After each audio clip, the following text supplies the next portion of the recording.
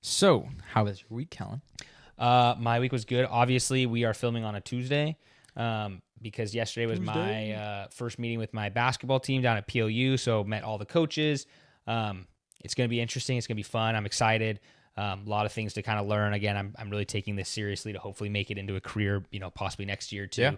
Yeah. We were talking with Phil earlier in the episode, and then kind of off the camera, we just chit chat because we haven't talked to him. Usually, we talk to him like now once a week, but just to kind of catch up. And I'm talking about maybe that taking me somewhere else to move and blah blah blah. So just really trying to take advantage of it. But it was fun. It was good to see him. Honestly, I feel like the week went by so fast. Obviously, I watched like the Coug game and stuff. I ran a 12K on Sunday. 8 miles? Yeah, it was like 7.7 or something like that. But Close yeah, enough. eight Call miles it 8 basically. miles. I did okay. I ran it in an hour and 17, which is my first technical race ever. And we were kind of training on and off. But so we're trying to get, I'm just trying to run, trying to get into a little bit better shape. But I've done a 5K, but I was like 12, so it's been a while. it was fun. I didn't mind it. My whole goal was to try to be under 2 hours, which I knew I'd be under. So it was kind of like one of those just like, don't be fat. And then my other goal was to just not walk because it was kind of hilly. It was on Gig Harbor.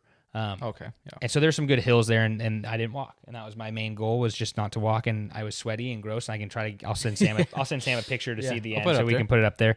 But yeah, it was a good week. I can't think of anything else I really did. I'm kind of blanking. Took my truck in for an oil change. Nice. So exciting. That's the highlight of the episode. Yeah, I can put a picture of my truck up there too. Put it with the one hood open. Yeah, nothing like a Toyota Tacoma V6. But yeah, what about you? It was. I mean, like I said, nothing crazy. I'm just excited for basketball. We have our first practice next Wednesday, so just starting to just get back into basketball, which is crazy. Yeah, and I'm gonna get some new line of Judah shoes because those are sick. Or maybe Sam will get them for my birthday or Christmas or something. We'll see. But my week. Honestly, it was kind of tough. First couple days. Yeah, you have to tell me about. Okay, you will hear. From here to Spokane, it got worse. From here to Spokane is 4.5 hours. Yeah, roughly 4 hours. Okay, 4.5 hours, roughly. I guess it's for 4.5. For me, it's a little less. Yeah, but usually like 5 with stops. But how long did it take you to get? Dude, I will get to that. I got a text message and I was like, "There's more to this story that needs to be told." Yeah, go ahead. Pretty much the first 2 days of this week so Tuesday and Wednesday and Thursday, parts of Thursday. Yeah. I pretty much edited all day. Yep. That was because it was our first week adding a guest. Yeah. A lot of fun. Great learning curve. But figured all that out, and then on Thursday, I believe, or Friday, don't remember which one of the two, my grandma came over. It was Wednesday. It was Wednesday. Yeah, you couldn't play. So she came over Wednesday, and fine, it was good. Like, we had a good time, or whatever. And then the next day, we got up, just had our normal day, whatever. But then we went to Spokane. So, like I said, what's in Spokane? It's my grandma, my dad's side of the family. Okay. So we go to Spokane. It's her 80th birthday party, and so kind of the plan was we're gonna leave here around 4 or 5. Get in there the morning. No. Oh, PM. whoo! I was like, get there like smoked. Get there like 10. Like no big deal. Like that's totally fine. Drive a night. So we go to Ellensburg, we stop. We're like, okay, we're good. We're just gonna, get a couple things, get gas, and then we check the GPS. We're like, oh, it looks a little interesting. Like, I don't know what's going on. So when we get to Vantage, or not even Vantage, Vantage is like middle of the state, basically. Yeah, we get like 5 miles before Vantage, and then we see this sign: construction, like super bad traffic, going to take like 3 hours. Yeah, to get you really through. can't go around. Like, there's really but you can't do it where we were. So that's the problem. And what's the other way around? Going up north or so south. We get through that. Whatever. It was horrible. Took us 10 hours to get there. Fine. Have a good time on So what Saturday. time did you guys roll in? Like 2 a.m? Yes. Have a good time. My yeah. gosh. I think I went to bed at 3:30. But wake up the next day, have a good time. Get to see my grandma. It's her 80th birthday party. She tells us some cool stories. Always fun to hear about, like, my grandma before. Like, I knew her. But super cool, and then we're like, we should probably get up early the next time. Like, let's get up early and like let's make sure we get home on time. Sleep. So we get up at 8 a.m. Like, not get up. We leave at 8 a.m. We're like, all right, we're ready. So like, Mom and my dad wanted to do. He's like, let's stop in Leavenworth, just like have lunch. Like, so you went the other way then. Yeah. Wait, so like, this will be fun. Like, we're gonna. So again, Leavenworth, for people who don't know, middle of the state again. It's a Germanish town, so it's always like Christmassy and Oktoberfest. The idea was like, we're gonna avoid Vantage this time. Like, we're not gonna go. But that way. we went through. So we're good. What day is this? Having Saturday? a good time. This is Sunday. Yeah, that's we're having a good time. Just got lunch, whatever. All right, we're like, all right, cool. We're gonna go Blewett Pass. We're gonna cut over to 90 at Ellensburg. This is gonna be fine. Like, we're good. get going. You know, it's going really well. Traffic you know, on the we're way home on we're Sundays, 20 baby. minutes outside Ellensburg. You know, dead stop. Bang. traffic. Yep. There's always how it is. There's an accident. Yep. The forest is on fire. They're like, The forest was on yeah. fire too? They're Oh, like, yeah, it's nice. probably gonna be like 2 to 3 hours, you know, of a delay. And we're like, nice. So at this point, Wow, we're like, you guys okay. got really Yeah. tight with each other. So we're like, all right. So do we wait 2 to 3 hours? Like no guarantee Or we to go get the other through, way. or do we go the other way? We go the other way. which is We get back here at 10 p.m. wow, Talk about a lot of cars. getting stuck in traffic and sitting. So for me, I was in a jump seat and I had 2 dogs. What car were you in? My dad's truck, Okay, but you were in the middle. well, there was 1 seat to the side and 2 seats. So I was sitting in the single seat. Oh, sure. Not the most comfortable thing in the world. Well, but- yeah, and especially you brought both dogs. Mistake. Yeah. You should have left them at home. So that was my week. Just full of Editing in traffic. cars. Yeah. Yeah. Wow. Brutal. Yeah. That's always fun. Good times. Sounds like it. not. My I've week never- was way better. I'm gonna let you guys I'm know. not going on a road trip for some time. Yeah, I was gonna say you need to. I'm flying. Yeah. Oh, hey, Yeah. We can fly again. Was it Spirit? Oh my god, no, it was the green one. Yeah. What is it? It's Frontier. Not Frontier Airlines. Hey, the Yeah. way back was great. We Yes. had the whole plane to ourselves, So basically. the one thing I will preface: if you ever go Frontier, just know it's gonna be super uncomfortable, but it will be cheap. Oh my gosh, the seats suck. So like, bring a sweatshirt, But bring and a the blanket. bag has to be. We shared a bag. We Yeah. shared one check bag, and then I didn't bring the bag is like this small that you can bring on the plane. Yeah, I didn't Like, bring. You brought a bag on. I didn't bring a bag. I just brought my iPad to watch a movie or whatever. Yeah. So But, yeah, that was. But on the way down was brutal because we were full flight. But on the way back from we had Arizona, like 15 people. maybe 15 Yeah. people. It It was was so we great. literally were like, I'm pretty sure we were sitting like 3 rows apart from each other, and then I Yeah. went over and sat by him. We had a seat open in the middle, but we were just like, we're just gonna hang out and talk and do whatever. Yeah. Actually, when But- we were talking about creating this podcast, It we is hadn't done actually it yet. true. It was So actually that true. was the origin story. That is actually true. Yeah. Was I was that reading trip? David Wright's book at the time. Oh yeah, that is so Yeah. random. That is so random. And that's was when doing you know 75 what's funny is hard, I can so- tell that is true, and it was Yeah. funny because I can tell you how long ago that was because on the way, Oh, the way there you started the Bible in a roughly year. it was Yeah. roughly 210 days ago. Yeah. Because roughly when I started reading the Bible every day for the full year Mhm. was when you were doing it, and you were like 70 days in front of me, Yeah. so you're probably close to done. Getting close. It's like day 300, so or But- something like that. But yeah, anyway, let's wrap this thing up. Yeah. So, Um, what verse do you have for this? Yeah, week? so I have a simple one, but I just love it because it just, I think with the world we live in, you have to be able to pick and choose. Like, you can't choose your family, but you can choose your friends. Now, you can choose to avoid your family and do things like that, but Proverbs 13:20, whoever walks with the wise becomes wise, but the companion of fools will suffer harm. It's Yeah. simple, it's easy. You need to walk with other Christians. And that does not mean avoid non-Christians, but it means you need to hear, I'm praying for you. You need to hear, God is there for you. God has you in this place. Someone needs to be the one telling you that to when you feel overwhelmed or you feel like you need a break or you need this, you need that, whatever. Yeah. You just know that these other people with you are going to just tell you, hey, God's got your back. Mhm. You know, I get it. And let's here, let me call you and let's just pray about it. I think Having those people in your corner is huge. yeah. And I think growing up, I didn't realize that a lot with a lot of the people I hung out with. And I think God put a bunch of mistakes that I made in my life to get rid of them. But again, I don't think that means that you shouldn't walk with people of non-faith. But I think that you should take advantage of that and make sure you tell people about faith. It's a very easy verse. It's very simple. I think you just need to walk with people that are smart. You know, obviously people that are going out and drinking every night, probably not the best people to hang out with. People that are smoking every night, probably not the best people to hang out with. Now, you know, going to hang out with someone and going to Bible study every single night with a whole, you know, I don't know if that's your mojo, but I think that is better than going out and partying and, you know, trying to whatever, sleep around and do all these kind of crazy things.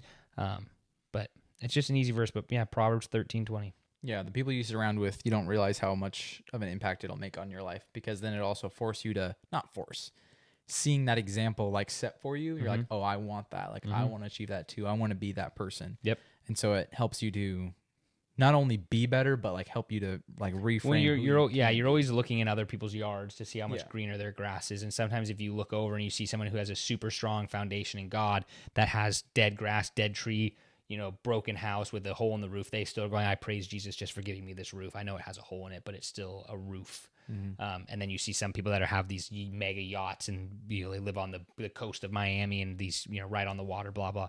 And they do all these super fun things, but inside you just know that they're missing something. And Yeah, they have no purpose. Yeah, what's their purpose to just try to get a bigger house? So congratulations, that's super cool. Yeah. So mine is a little bit different. Mine's kind of long. It's only 2 verses, but it just is. It's a bit. Okay. It's from Acts 7. It's Acts 7, 34, 35. It is the retelling of Israel's history through Stephen.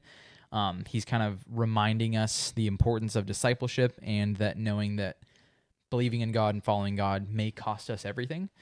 But this specific verse that verses I picked out is Stephen talking about Moses and kind of how he was repicked to be the leader by God, even though when he first started, obviously I can't remember exactly the story, but adopted by the Egyptian princess and then grew up, whatever. We struck and then Egyptian. That's where I was going. That's exactly what I want to talk about. So that's kind of where this starts, is he cut off an Egyptian's ear because he was making fun of an Israelite and then went into hiding for 40 years. Yeah, went to the desert. And it wasn't it was interesting because Moses was never, I wouldn't say he was an Israelite on the Israelite side, but he just was more of a compassionate human to where it sounds like he was just hey, stop. That's just not the cool thing to do, dude. Just stood up for them. Oh, no, I think he actually did kill him. I think he didn't cut off his ear. He did kill him. I'm pretty sure he killed him. Yeah, he did. I was going to say, I'm pretty sure he struck him and killed him. But I think it was just interesting because Moses was, from what I remember kind of reading, is he was not a God-fearing man. I think he might have known of God because I think everyone just you sound like anyone nowadays. You just know of God.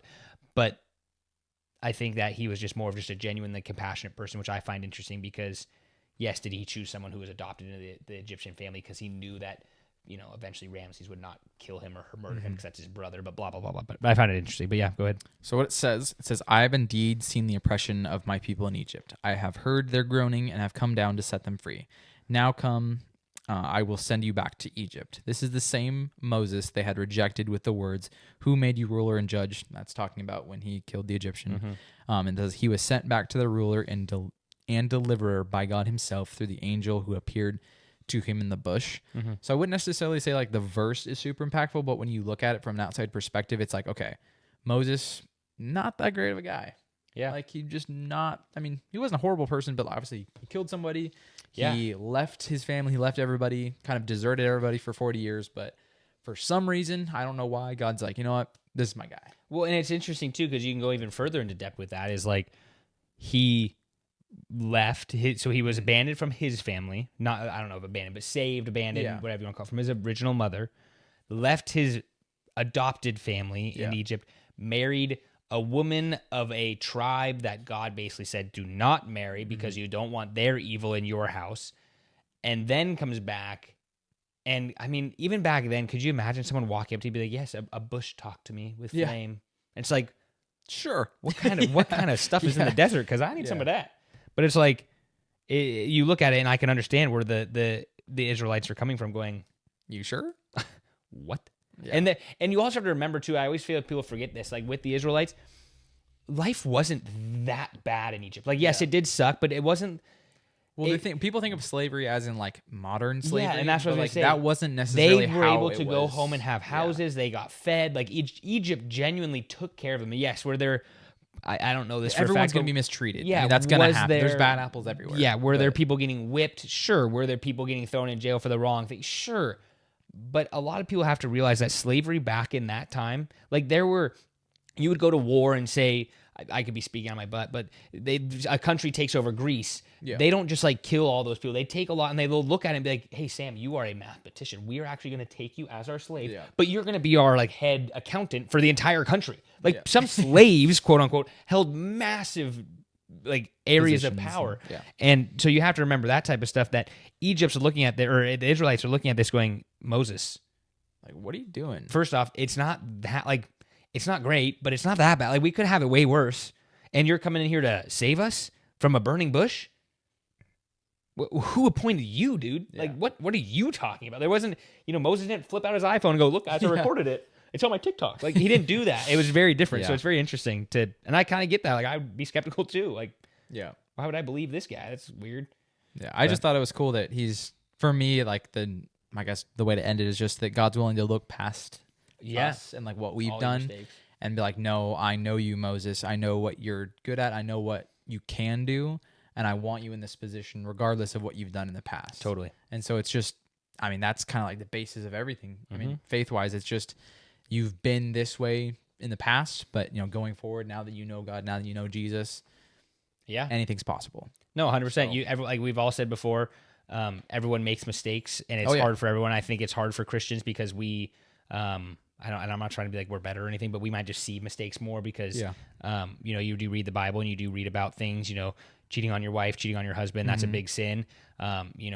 There's even sins like where if a person is divorced and you remarried, you're committing adultery is what it does say in the Bible. And that's intense for a lot of people because people just want to be loved and want to find love. And, I think that's just hard for a Christian because you can see it maybe more. You just read about it. You just kind of like it highlights in your head a little bit more, but everyone makes mistakes and you can't live perfectly. No one is perfect.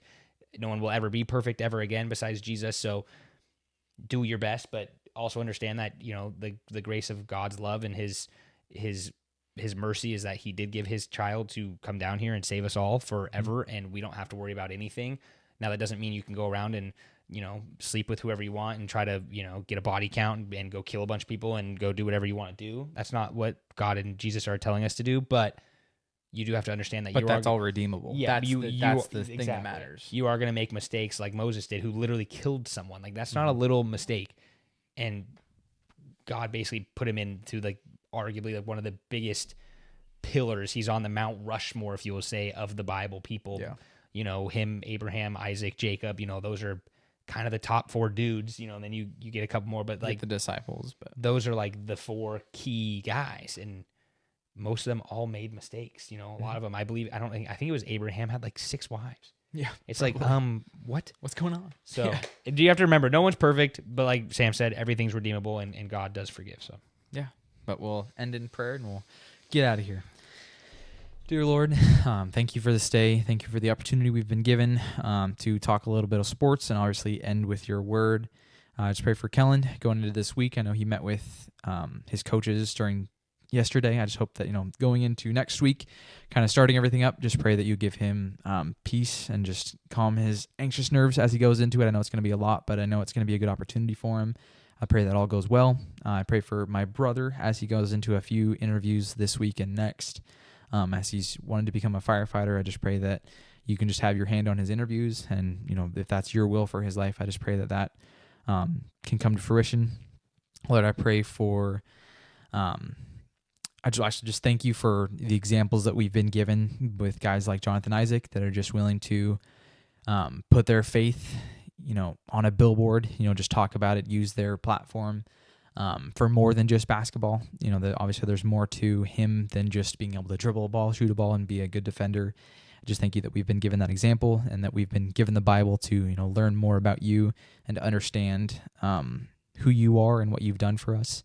I just pray that we can go into this next week and just share as much as we can about you with those around you, and just thank you for everything we've been given. And I pray this all in Jesus' name. Amen. Amen. Got him. Thanks for listening to the Kind of Athletic podcast. Please like and subscribe to all our social media platforms and make sure to come back to hear more from the Kind of Athletic podcast.